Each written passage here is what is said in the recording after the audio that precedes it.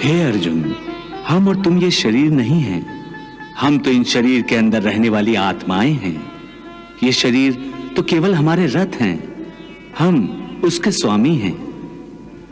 रथ के टूटने से स्वामी नहीं टूट जाता। उसी प्रकार शरीर के सुख और दुख आत्मा को सुखी या दुखी नहीं करते।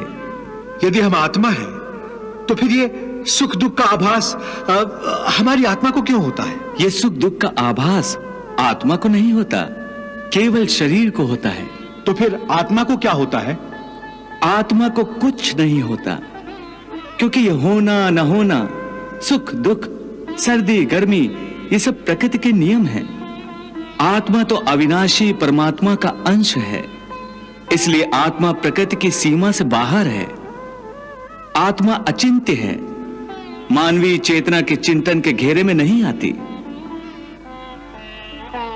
अर्जुन, आत्मा पर प्रकृति और सृष्टि के नियम लागू ही नहीं होते, क्योंकि वो सृष्टि और प्रकृति दोनों ही की पहुंच से बाहर है।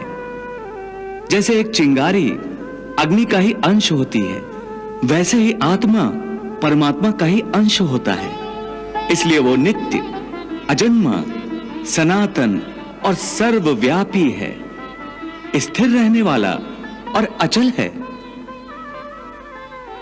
हे पार्थ, आत्मा को न कोई शस्त्र काट सकता है, न उसे अग्नि जला सकती है, इसको जल नहीं गला सकता, न इसे वायु ही सुखा सकती है।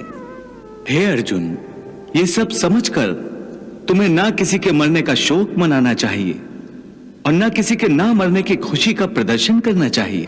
हे केशव, ये सब मानकर भी कि आत्मा नित्य, सनातन और अजन्मा है, उसे शस्त्र नहीं काट सकते, आग नहीं जला सकती, फिर भी प्राणी की आत्मा को दुख सुख, शोक खुशी, मान अपमान, पीड़ा और आनंद का एहसास क्यों होता है?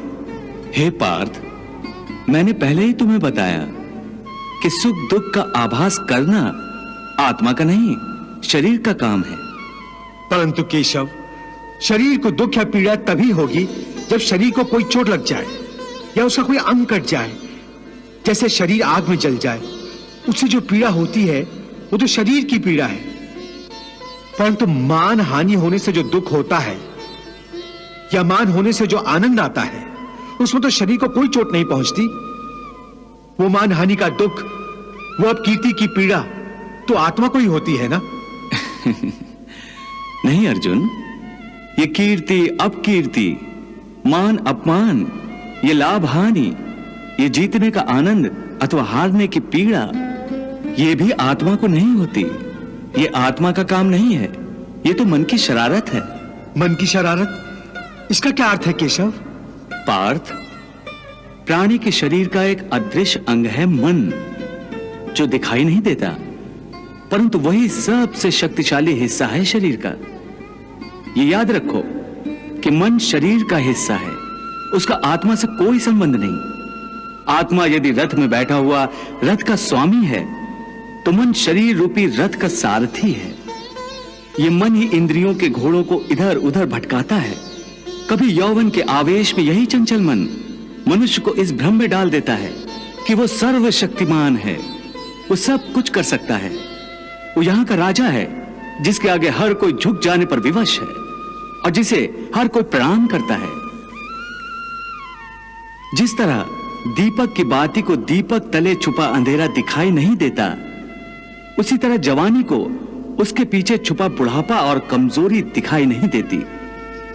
परंतु जब शरीर के दीपक में यौवन शक्ति का घी जल जल कर समाप्त होने लगता है और दीपक तले छुपा अंधेरा बढ़ने लगता है, तो मनुष्य घबराकर चिल्लाने लगता है, मैं बीमार हूं। ये रोने का नाटक भी मन ही करता है। हे अर्जुन, मनुष्य को मैं के घमंड की मदिरा पिलाकर मदहोश करने वाला पाखंडी केवल मन है। वाह प्रभु वाह।